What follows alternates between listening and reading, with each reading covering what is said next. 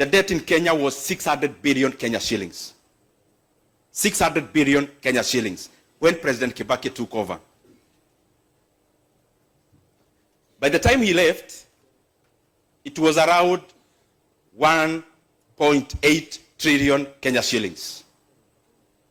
And therefore, President Kibaki borrowed roughly, because there are some decimal points, around 1.2 trillion Kenya shillings for the entire 10 years he was president. And therefore, he was borrowing around 120 billion it's actually 100 billion every year.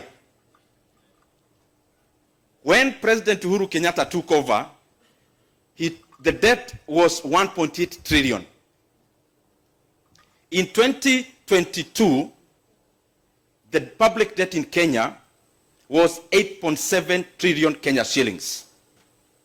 And therefore, he borrowed around, we can say 7 trillion. So in every year, he was borrowing roughly 700 billion shillings. There is a reason I'm giving these figures. The current administration, when it took over, the debt was 8.7 trillion Kenya shillings. Now, as we talk with you today, the legal debts, because there are others which I'll talk about, the legal debt is 12.5 trillion Kenya shillings. And therefore, in that span of less than 3 years, Kenya has borrowed 3.8 trillion Kenya shillings. And therefore, Kenya is borrowing 1.25 trillion Kenya shillings every year. And therefore, the money Kibaki borrowed in 10 years, we are borrowing every year. And therefore, every day, we are borrowing 3.5 billion shillings every day. So this conference will be here for a week. So by the time you go back to Nairobi, you can do the calculations. That is the legal debt. Those who follow politics of Africa, you must have followed the politics of Senegal last year, where two gentlemen, that is Diomaye Faye and Ousmane Sonko, they are currently the president and the prime minister respectively, were actually had been locked in by government then. They campaigned for only 10 days and won, only 10 days, because people were fed up that time. Upon assuming office in Senegal last year, they realized that the government of President Macky Sall in Senegal had borrowed between 7 to 13 billion US dollars of the book. What is of the book? There is a register the DG in the National Treasury is referring to. That is the one when you go to the Central Bank of Kenya and all the government data, you'll get to see how much is the debt in Kenya. That was the same book they thought was legitimate in Senegal then. Upon assuming office, they realized there were some debts baptized in other names. You can call it securitization, you can call it revenue-backed board, you can call it asset-backed board. In Kenya, they have names. One is called securitization of road maintenance levy fund. The other one is called Talanta board. The other one is many others. So they realized there was 13 billion US dollars borrowed off the book. As we talk today, the duo that was very popular in Senegal last year, just wait in the next few months. Actually, issues have already started. Why? Because it is important for a country to maintain one book of debt. And I've been talking about this issue because of the enormity of its importance. Kenya must stop borrowing off the book. Beyond the reported debt of 12.5 trillion, Kenya has already borrowed an illegal debt of 175 billion shillings, where they have gone to the banks, taken a loan of 175 billion, and then they are telling the banks they'll be collecting the fuel levy for the next 7 years.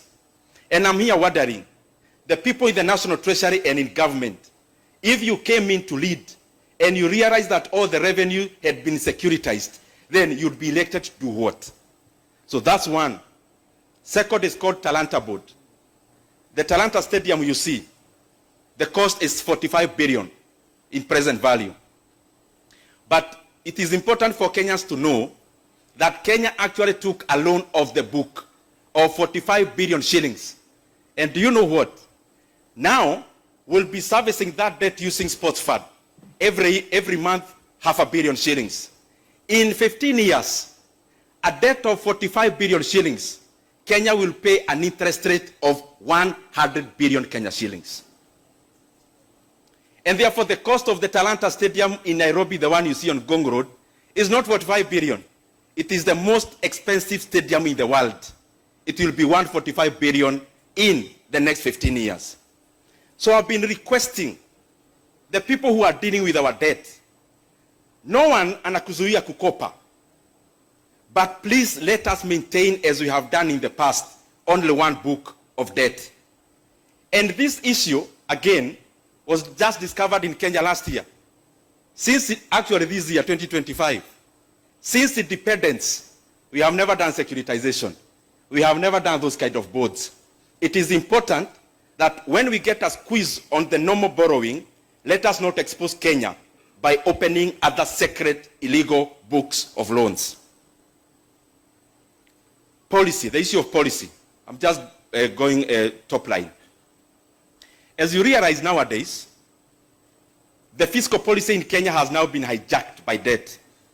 And this is how. The reasoning of the National Treasury, they are my friends, I mean, some are doing their best. The fiscal policy in Kenya currently is only addressing one issue to the detriment of the others. Why? If you look at both fiscal actuary and monetary policy, if you look at the issue of interest rate, we keep seeing the CBR is coming down. But if you look at the rating to the private sector, is decimated. It is either stagnant or going down. So to whose interest is the interest rate in Kenya going down? It is basically because of domestic debt service.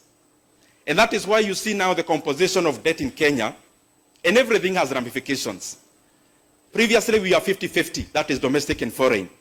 But over time, we are now past 60 domestic. Why?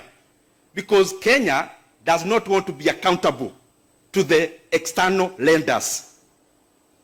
And you can see the trend. If IMF asks questions, what is our response as Kenya? We come to crowd out businesses in terms of credit in our banks. So we borrow internally. So in Kenya, the banking sector is making every year a return in terms of growth in profit, but it's not in tandem with the productive sectors of the economy, because the government is dominant in lending, in borrowing. In the economic classes, we used to be told the work of government is to release money to the economy, either through banks, through fiscal policy. Now we have inverted. Now the work of the government currently is to mop up money from the pockets of the people and from the pockets of the banks to do the public projects. But you are only transferring farm and consumer, farm and individual consumption to public consumption. Sorry, I just said I'll be doing the highlights. If you look at the exchange rate in Kenya, the exchange rate in Kenya is currently misaligned by around 12 to 18%.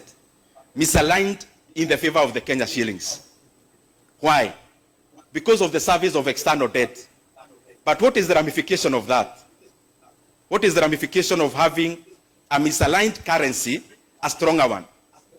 If you look at the graph of the Kenya currency, when Kenya was having its best years during President Kibaki's time, the Kenya shillings was actually misaligned to weaken, not to strengthen. Because when you strengthen the local currency, what are you basically doing? You make payment of interest rate cheaper, but you make all our exports less competitive, and number two, you make all the imports very attractive. That is why you see when the Kenya shillings is misaligned just because of debt, then we take a toll on the other sides of the economy, and especially the balance of payment, and in regards to the production side, not just the capital inflow and outflow. Let me, as I come to the conclusion, just say that what I have realized is that whatever PR you play around numbers, numbers will always betray you. If I say 4 plus 4 is 8, and somebody else is saying, no, it can be 9. Whether you paint it in black, in yellow, in red, 4 plus 4 will always be 8. And this is the reason I'm saying that. Beyond the paintings we are doing around how we are managing debt, how we want to do this, and how we've been doing this, numbers and figures always summarize stories. Numbers and figures always summarize narratives. Now, let me go back to the same regimes I talked about so that you compare by yourself.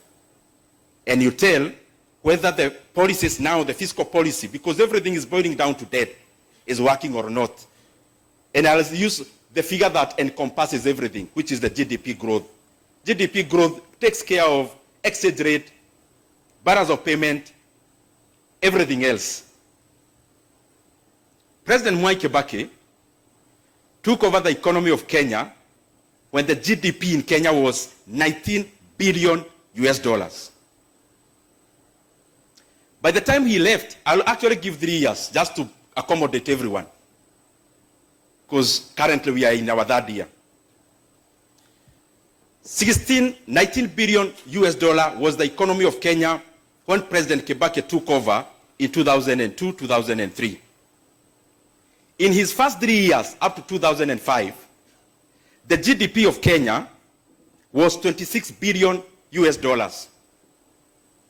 And therefore, the growth in 3 years was 36%, just taking this and use at the base. It was 36%. When President Uhuru took over in 2013, the GDP of Kenya was 61 billion US dollars. In his first 3 years, the GDP of Kenya was 74 billion US dollars. And therefore, the economy of Kenya by then grew by 21% in 3 years. Now, the current administration took over when the GDP of Kenya in almost 2023, 2022 was 114 billion US dollars. We are projecting the economy of Kenya to be 131. We are not already there because it's by the end of the year. But the projection by the end of the year, it will be 131 billion US dollars. So if you do the math in dollar terms, that is 14.9%. Now, all of us, most of us here, did NEC exams, which was out of 100. And for you to do CPA, I think most of you got A's in many things. So for us to come closer home and NEC, let's multiply by 2 so that we see. Because our mentality is NEC, even me. I mean, everything I mark is about NEC. So if you times by 2, that exists by 2, that comes to around 72%. In NEC, what is grade is that? What is 72% in NEC? Isaidieni tafadhali, nyinyi watu wa CPA. What is 72% in NEC? Anyone who did a NEC exam lately? Especially this is a KCP, KCSE. I think over time it was an A or something. Now, 21 times 2 is 42%. What is 42% in terms of NEC? That is, after Kibaki, that's the one that was following. Currently, after 3 years, it is 14.9%. What is 14.9% times 2? It is what? No, first say the number before you say the grade. 14.9% times 2 is what? 29.8, is it? What grade is it in NEC? What grade? Are those my figures? You can go to KNBS, CBK. I have used government data. Let me also come back home as I finish. Regionally. And these things I'm saying them because we need to be frank about our country so that we know where do we get from where we are. In the year 2024,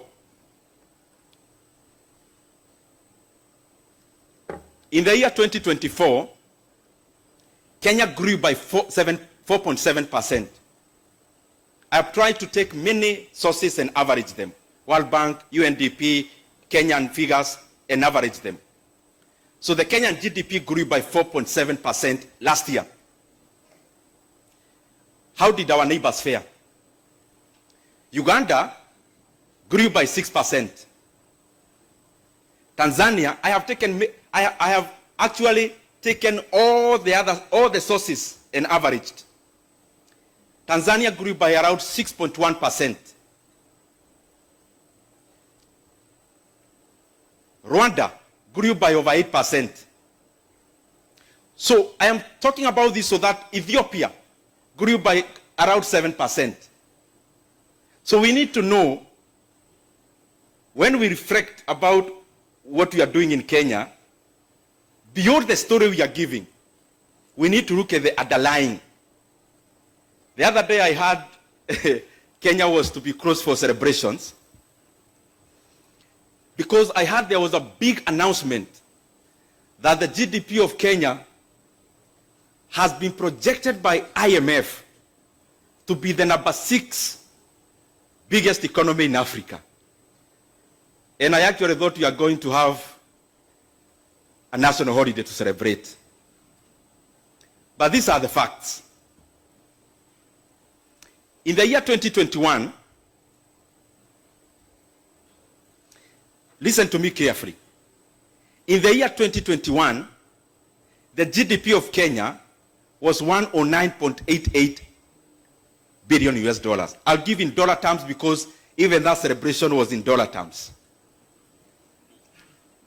Kenya, listen carefully. In 2021, Kenya was the number 6th largest economy in Africa.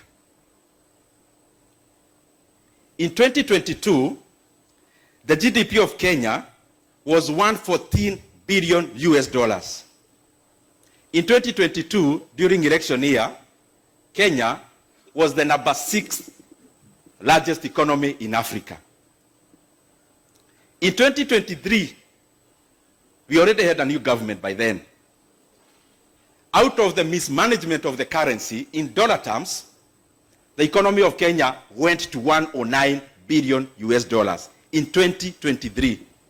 That is the point where Kenya became number 7 after being overtaken by Ethiopia. In 2024, the economy of Kenya persisted to be number 7 in the world at around 120 billion US dollars. So this year, we are now coming to number 6 again. You know, a guy who can come, demolish your permanent house in a village, demolish deliberately. After demolishing because he has money, then calls a village to join for Harambee, and he volunteers to build your house. But instead of building the Mawe house you had, the permanent one, he builds you a Mabati house, and he wants the whole village to hail them as a very benevolent leader. Because Kenya was number 6, largest economy in 2021, in 2022, so returning it to where it was, is that a cause of celebration? Thank you, thank you. Thank you very much. Can I get a minute? Omolo? Yes, yes. Yes. And that is the reason why Omolo, most of the projects in Kenya, I mean, just try to have your mind go across the country. Look at any project you can identify. I've talked about debt in Kenya. We are borrowing 3.5 billion every day. I've talked about the illegal debts in securitization, Talanta Board, and the rest. They actually are in the plan of securitizing your housing levy for the next 10 years. So they want to take a loan, and the security will be your housing levy. So the government that will come will realize the housing levy was already collected for the next 10 years. But that's not the point I had. The point is this. Of all the projects you know happening in Kenya now, starting with one that we are celebrating, Rironi Mau Summit, it's not part of the debt. It's also not part of the illegal debt. It is another issue. It is your pension money through NSSF that is building that road. So it is not the borrowed money I talked about. It is also not the illegal boats. It is also not the securitization. It's also not your taxes. Talk about a project like Nyoro. You must have heard every government official talked about Nyoro. It's also not Kenyan money. It's World Bank money. The expansion of Pangani, Muthaiga, Kiambu, Duberi Road is also not your taxes. That is Chinese money. The smart city project happening in Nairobi is also not part of your taxes. That is South Korean money. Any project you may talk about, even Talanta Stadium, is also not part of the debt I talked about, is also not part of your taxes. That is an illegal debt. So the question I have, and the DG I'm sure is listening, where are you taking the money you are borrowing? And where is then the taxes going? Because you tell us about budget support. Which budget support? Lecturers are striking for 42 days because of 7 billion. JSS in turns, we are still debating about their confirmation. Capitation, the government now wants to reduce school fees for the scholars, capitation for the scholars, and the parents in Kenya will be paying over 20,000 shillings for day school from January, according to the circular that was sent by government this term. Thank you very much.